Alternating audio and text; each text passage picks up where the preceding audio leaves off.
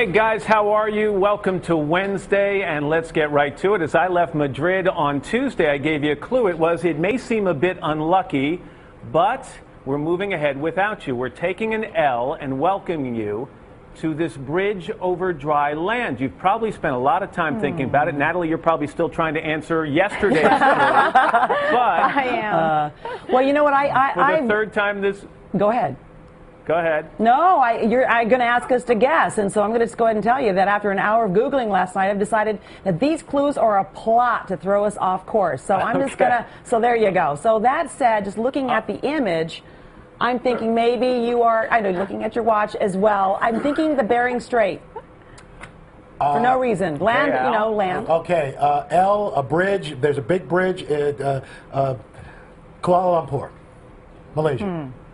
Okay, Natalie? I am guessing Thailand. I'm thinking moving ahead without you is time change and directional, saying taking an L, so an L shape. So I'm guessing Thailand.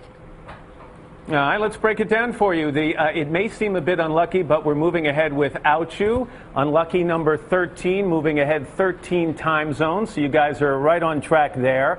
We're taking an L to welcome you, refers to the fact that here, when they say hello, they spell the word hello, H-E-L-O. So we're taking an L away, and we're welcoming you to this bridge over dry land. What bridge is that? Mr. Roker, pretty good, because it's this bridge. Wow. Take a look and welcome to day 3 of Where in the World is Matt Lauer, and I am standing on the Sky Bridge connecting the Petronas Towers here in Kuala Lumpur, Malaysia. Yay. How about that view? You got one finally. Very good. Way to go. Very, very proud of you. Thank you. Malaysia's been called the crossroads of Asia. It's also been called the birthplace of Asian fusion. Whatever you call it, it's a melting pot, not only of cultures, but also of visual images. I mean, consider this. On one hand, you've got these tiny fishing villages dotting the coast. On the other hand, you've got lush tropical rainforests. And then you've got this magnificent modern skyscraper in the middle of a modern city. Just let me set the stage for you. I'm about 9,400 miles away from New York City. It's 8 at night on a Wednesday here in Kuala Lumpur. The climate is decidedly tropical. These towers were completed back in 1998. Some people say they look like twin rockets out of an early episode of Flash Gordon, and I think that's a pretty good description. I'm standing right now on this sky bridge. It's 42 stories above the ground, or more than 500 feet up in the air. And when a lot of Malaysians look at this sky bridge, they say it reminds them of a gateway to their future.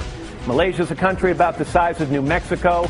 A couple of major land masses and a lot of little islands to the north is Thailand, and eastern Malaysia actually comes in contact with the north part of the island of Borneo.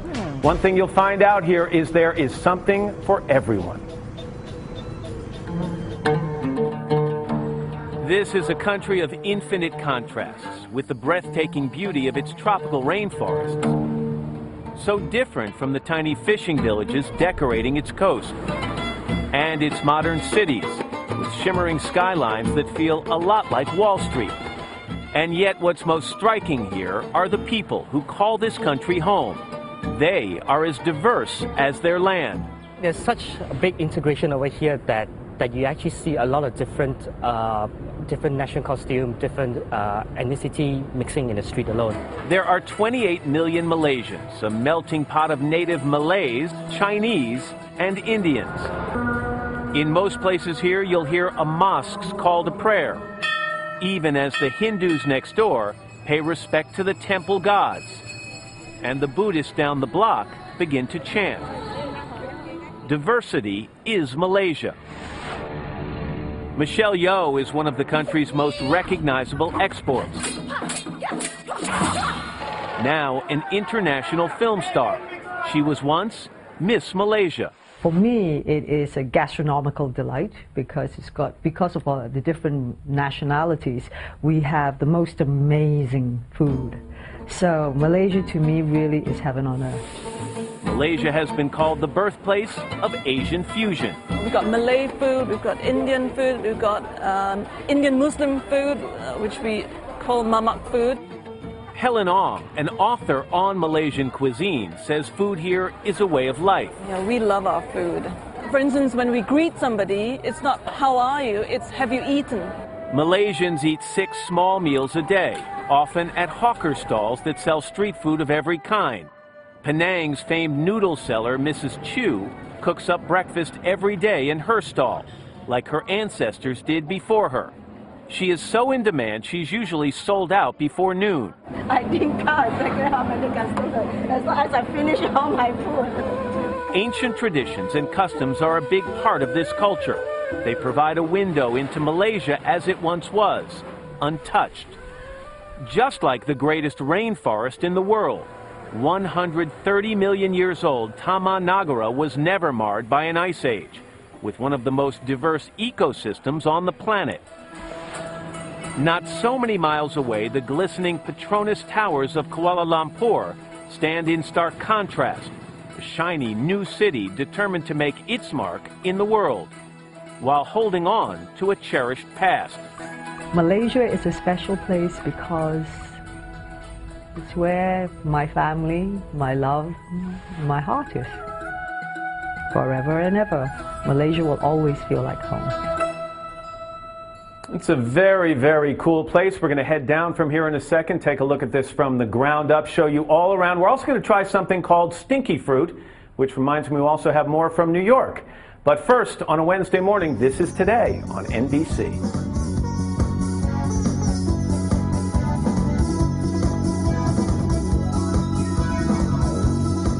Day 3 of Matt's 5-day round-the-world adventure. And Matt, this is something you don't see every day. Yeah, no, this is a beautiful local dance. These people are called the Mameri tribe. Ma means people, Meri means forest, and they're from a place called Carey Island, which is about an hour and a half from Kuala Lumpur. Yes, it's called the Selamat Datang. It is the welcome dance, and in addition to being phenomenal dancers, they also make these beautiful masks in this village as well. These wood carvings that you can see throughout the area that people, tourists buy with different meanings, but they're beautiful, beautiful pieces of art. Yeah, a little of the traditions of the area. And by the way, we want to tell you also that we have gathered quite a crowd of Americans. Hey! Wow! They have signs, man! Did they know you were coming? I'd say, well, if this is supposed to be a secret, and if even you guys didn't know where we were, how did these people find out? So we came over, we said, how did you guys know we were here? And someone yelled out, the American Embassy! Busted by the American Embassy. We better give Secretary of State Hillary Clinton a call about that one. Yeah, I'm sure she's working on that. Yeah, to the folks at the embassy, strong letter to follow, okay? What else do we have coming up? We're going to be sampling some delicacies. Asian fusion was said to be born here in Malaysia, so we're going to be sampling lots of different foods. They eat 6 meals a day, which I have thoroughly enjoyed here in my time in Malaysia. So you pretty much just say, what would you like to eat instead of hello around here. All right, we're going to have much more ahead, guys. Back to you in New York. And we're back now on this Wednesday morning. It is 8:20 Eastern Time back in the United States. It's about 9:21. I should have said 9:21. Here in Malaysia, Matt Lauer along with Amy Robach here in Kuala Lumpur. And this is obviously, or as they call it, KL, you told us. This is a bustling city, but at one point it was just a trading outpost for the mining industry here, the tin mining industry. And if you want to see this city, you can't stay in a park. You've got to get into the streets, and you got a chance to do that. That's right. We went straight to the experts. Some of Malaysia's top sources took me around to see the sights and the sounds of Kuala Lumpur. They say in the city you can never be bored. Well, I can tell you firsthand, that's definitely true. The Batu Caves are one of KL's most recognizable sites, a popular tourist attraction, as well as a sacred place of worship for the Hindu community. Will Quay, the host of a Malaysian morning show called The Breakfast Show, gave me a tour. It's 272 steps to the top. So tell me a little bit about the history of these caves. Okay, they're about 400 million years old. They were actually, I believe, formally discovered by an American, William Hornaday, and that's when they actually started to get really famous. Of course, the Chinese had been using them for quite a few hundred years before that to basically extract all the guano from the bats that live in there to use on their farms. What? Guano is bat poop.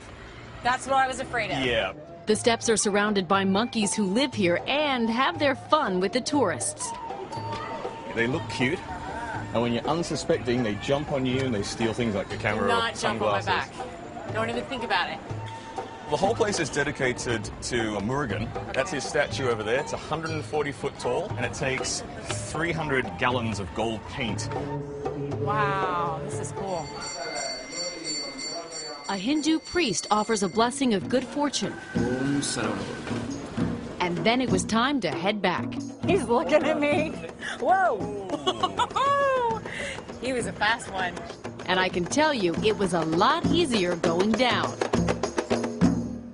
I've discovered KL is all about food, and so next I met up with Malaysian foodie Helen Ong, who introduced me to the complete chaos of Chow Kit. So Helen, this is a wet market. Explain what a wet market is. The produce will drip water, they will sprinkle water over it to keep it fresh and cool. What can you get here? I mean, it looks like just about anything. There's fresh meats and vegetables, there's fish and prawns. You know, some of them are literally jumping. Helen wasn't kidding. Oh my God, they're jumping.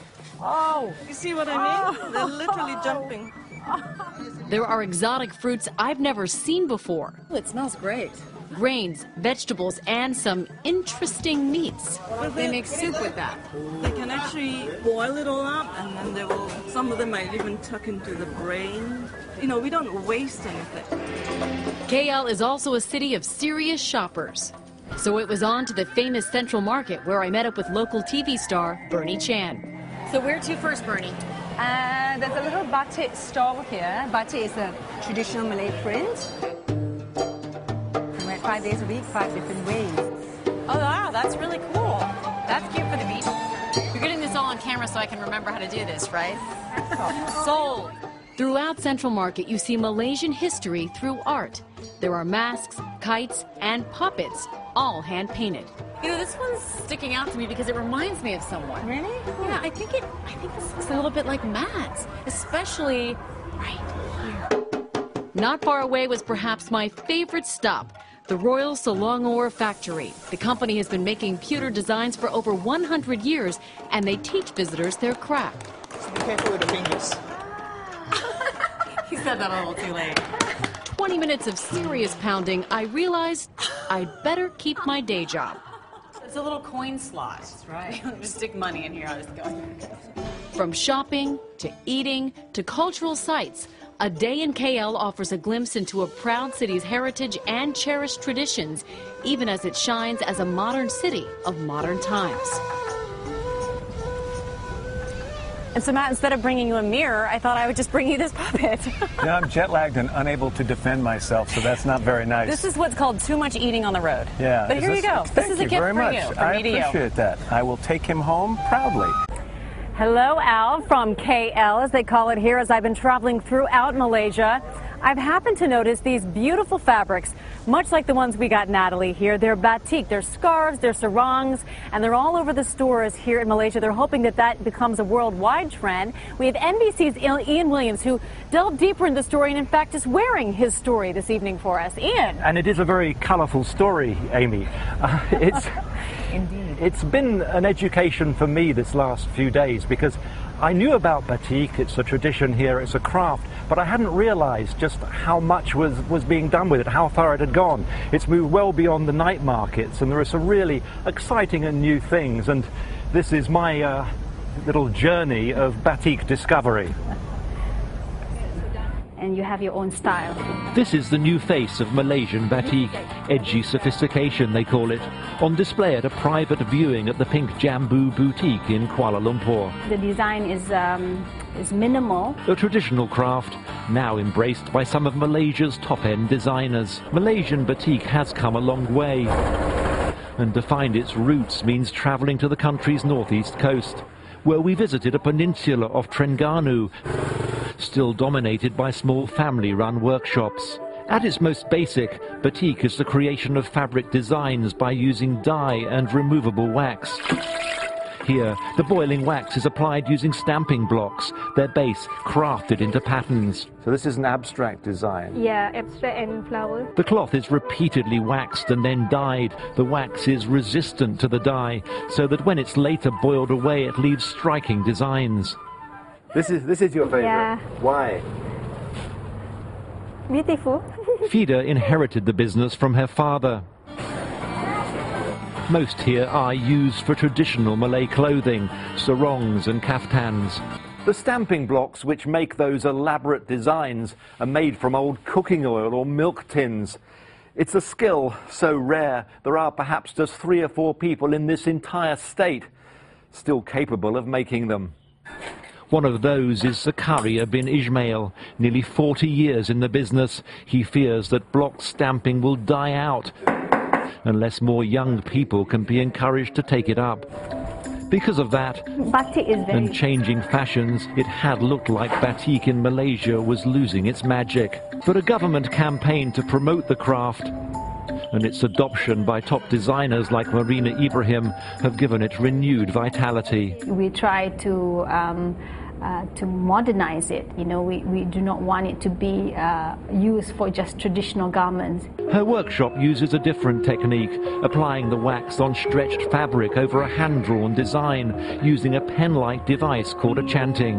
The dye is then applied a bit like painting by numbers before the wax is boiled away. This technique is quickly replacing traditional stamping. That upsets many purists, but designers say it gives them more scope for creative expression. Designers are discovering that batik can be incredibly versatile, and from top-end clothing to household furnishings, a traditional craft is being revitalized. And in fact, this shirt was from that pink Jambu boutique. And I wanted you to tell me the truth, Amy. I mean, I can take it. I think only a real man could wear a shirt like that, and you wear it well, Ian. We also want to say we have some beautiful models here to just show how this has stepped up into high fashion. We're not just talking about scarves and sarongs. These are beautiful evening dresses from the same boutique. That's right, and these are handcrafted. This is pure chiffon silk, and these retail for $1,200–1,300. This is really top-end stuff. Top-end stuff. We want to thank our models. We want to thank everyone who joined us here in Kuala Lumpur. We've had a wonderful, amazing time seeing all the sights and sounds of KL. I'm headed back to New York. You're headed back to Bangkok. Ladies, thank you. And we want to leave everyone with some more of the sights and sounds of KL with these traditional dancers. Goodbye, everyone.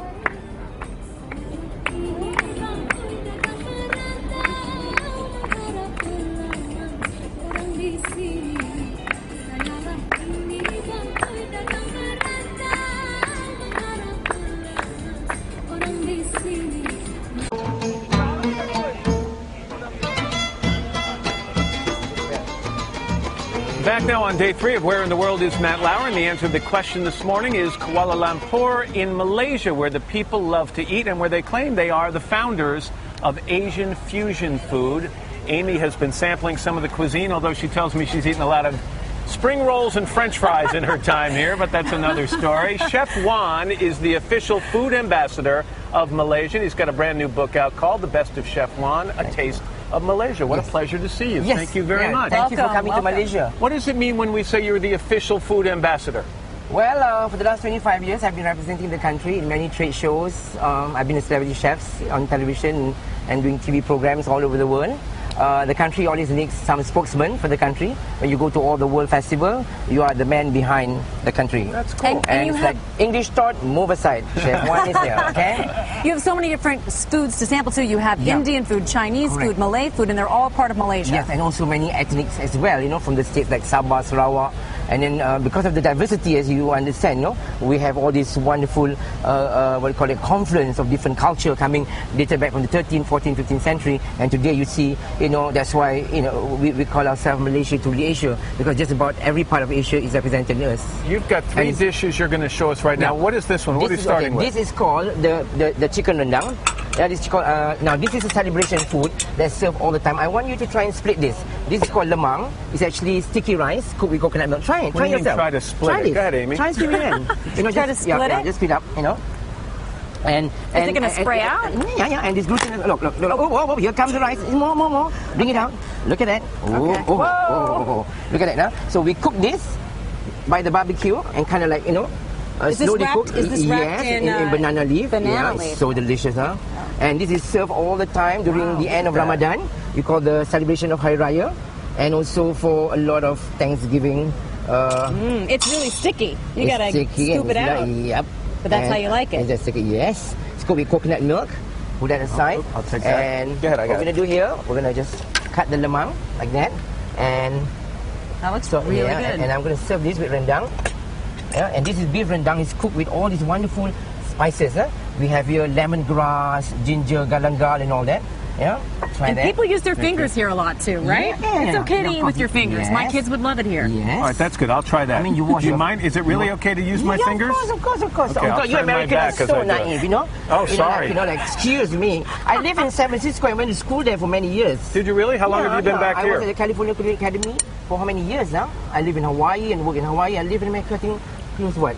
Chef Juan, All right. this is fantastic. It's delicious, Daddy. It's I'm really telling good. you. All right. Wait till you eat my laksa. And it's so orgasmic. It's so orgasmic. You're going to love it. Did you say what I Yeah, he did. All right, what's the next dish we're looking the at? next dish here is, we call it the biryani gum from the state of Johor. This is really, really beautiful. Now again, you know, during that period, 13, 14, 15, 16th century, we have all these traders, the Gujarati merchants, the Arabs, you know, coming to Malaysia to trade during the spice route, yeah? And so during this period, they were trading spices and all that. So they brought all this wonderful, you know, food from the Middle Eastern country to Malaysia, and the traders and all that. And so you see a lot of all this represented again in Malaysia. And what it is beautiful rice cooked with Spicy, I saffron, know. yeah? Cooked with saffron. Look at that, yeah, how delicate the rice is. Here. Look at that, yeah. And then we have, you know, all this wonderful dalcha vegetable that goes along with it.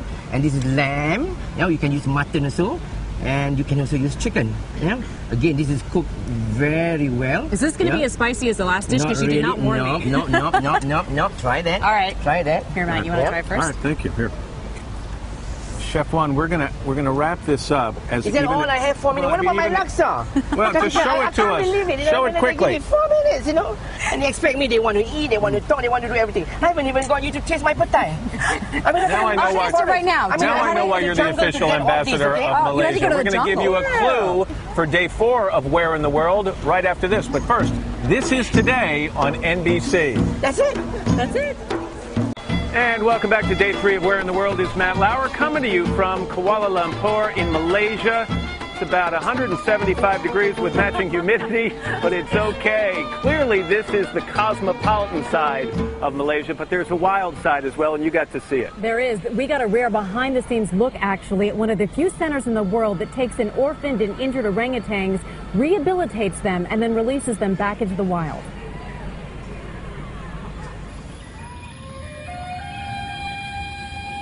The Sepalak Orangutan Rehabilitation Center stands on 11,000 acres of protected rainforest. Its breathtaking beauty is home to the orangutan. Senior wildlife ranger Sylvia Alcisto has worked with orangutans for more than 20 years. So Sylvia, explain to me where we are and what we'll get to see here today. We're in the rainforest, and this is actually where the habitat of the orangutans are. But what is so special today is that you're going to see orangutans that are going through the rehabilitation program. Why do they need to be rehabbed? A lot of these ones have come as orphans from land that has been developed. Because their habitat has been encroached upon. Yes, yes. There are less than 60,000 orangutans living in the wild today. Their survival threatened by poachers and rapid deforestation to make way for palm oil plantations. And their mothers have been killed. The mothers have been killed. Died. The mothers have been, have died. And that is one of the reasons why they actually need to be reintroduced back. They can't survive without their mom teaching them how to live. No, they can't survive. I've heard, I've read that you can see emotion in their faces. Their eyes. You see it through their eyes. And looking at their eyes tells you a lot about how special they are. Twice a day, rangers deliver bananas and milk to a treetop station. Orangutans who have graduated from the program and now roam wild can return for food. Sepalak has rehabilitated 700 orangutans. I think this too, he's courting her. He's courting her? He's courting her. He thinks his arm smells good? The bigger the chick pad is, the more interesting they are. Because the more dominant they are. It's more and women dominant. are attracted to the dominant men. Same with the humans, right? Same with the humans, yeah. Sylvia gave us a rare look at the facility's training grounds. This area is not open to the public and it's officially quarantined. They call it Orangutan Preschool. Trainers teach orangutans age 5 and under how to find food, build nests, and climb. It's such a show-off. Look how cute. Look how cute. Rope time is over and none of these little guys wants it to end. Okay, time to go. Is this boy or girl? What's the name? This is a boy. It's a boy? It's Kala. Kala. Oh, this is Kala. This is the heartbreaker. So it's training is finished. Time to go. He came here when he was only a baby, like before 1. So sweet. What's his disposition like? He is very, very cheeky. He's cheeky. He's cheeky. He's going to be a ladies' man, you say? Yes, he's going to be a heartbreaker. Time to go in. They're just like little kids. They don't want to put their feet down on the ground. Sylvia says rehabilitation works. These fragile creatures can learn to live in the wild once again. Oh, look, you're very lucky today because if you see behind there, that's actually one of the semi-adult male. Oh, wow. And he's come here, he's arrived at the center when he was very, very young.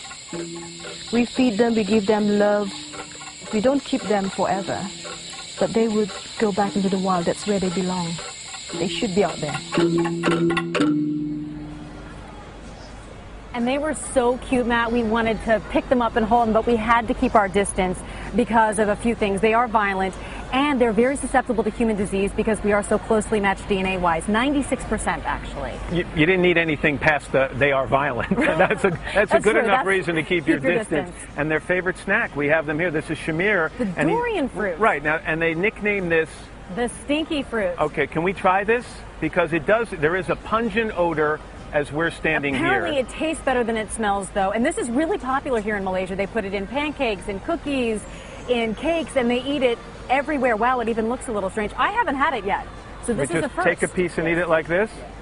Oh, it's a weird consistency. Yes, It's a little all mealy. right. And by the I'll way, take back in one the right here. studio, Wow. Ann, Al, and Natalie, I think we provided some for your eating pleasure as well. I've actually had a this. little poignant, poignance. What did we call that? A Pungent. A piquant. But they call it also the ice. Veggie fruit. They call it the ice cream creamy. fruit because it's very Yeah, creamy. it's kind of I creamy. kind of like it. I like stinky fruit. Yeah. Yeah. It's called durian. Isn't it really called durian in real life? Yeah.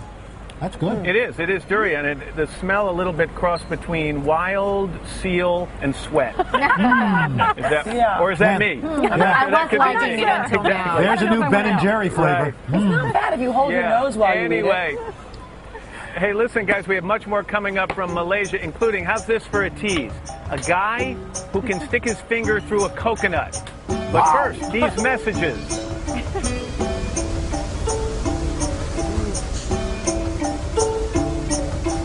All right, we're back now with day 3 of Where in the World from Kuala Lumpur in Malaysia. And I'm Matt Lauer along with Amy Robach. Get ready for something more than a little different. This is incredibly different. Master Ho, who's better known as the Kung Fu Coconut Finger Man, has been performing in a street market in an area called Malacca for more than 10 years now. Yes, it's part Kung Fu, part showmanship, and Master Ho's performance ends with him piercing his finger through a coconut. Master Ho is with us now. We're going to see if he can do it. Master Ho, take it away. Well, let me just check this first. I want to check on the coconut. I mean, because remember the movie Castaway, Tom Hanks? Smashing that coconut on the rocks, couldn't open it up.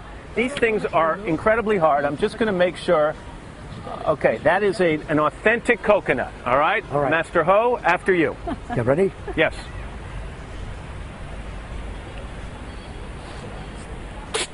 Hey! Ta! Ta! Ta! Ta! Ta! Yeah! Woo! All right. You want to drink that now, right? You can drink it. You can drink it. You can drink it, Matt. You can drink it. I drink it first. Oh. But can we just look at your finger? Because it's no taking problem. a beating. How many coconuts would you say you have pierced over the course of your career? I have no idea. Thousands. Too many. Thousands. Many. Yeah. It's many. It's an amazing thing because, again, that thing is rock hard, and you take just your finger. Yes. Anne, are you back in New York? I'm stunned, Matt. I mean, I'm wondering. I mean, how must hurt him? Does he say that it hurts? Well, it's not the best-looking forefinger I've ever seen, but yeah, it must have a little pain. Yes. Well, there's a tradition around here. It's kind of a ceremonial tradition, and it involves the pouring of tea. It's called teh tarik, and right now we have Fuad Rusli, who is with the Riverside Restaurant here in Kuala Lumpur, and he's going to show us how it's done. Take a look. This is hot tea, by the way. So I've been And there are a couple of reasons they do it this way. Right, there's condensed milk in there actually. So when they're pulling it, they call pulling the tea like this. It gets this great froth that, you know, we rely on machines to do, but they do it by hand. It also creates the perfect temperature to drink the tea, because you know it's too hot sometimes. This makes it just right. And this is one of those things that you should probably practice a lot before you attempt, because even the pros every once in a while spill a little bit. Fuad, thank you very much. We appreciate it. There's usually a big round of applause when we Oh. see this in restaurants. Okay, here we go. Yes. Nicely Very done. nice, very nice. And we can sample it actually. That's right. We'll do. Oh, here we go. Thank you, Mark. All right. Amy. Perfect temperature, correct? Thank you. Oh, look, it's it's like a the waterfall waterfall effect. There you go. Thank you. Apparently wants to fill Full yours to the top. Okay, Ann and Al, we'll taste this. We'll be back with you in just a second. Okay. Good to the last Enjoy the Cheers. tea. Hot tea on a hot night.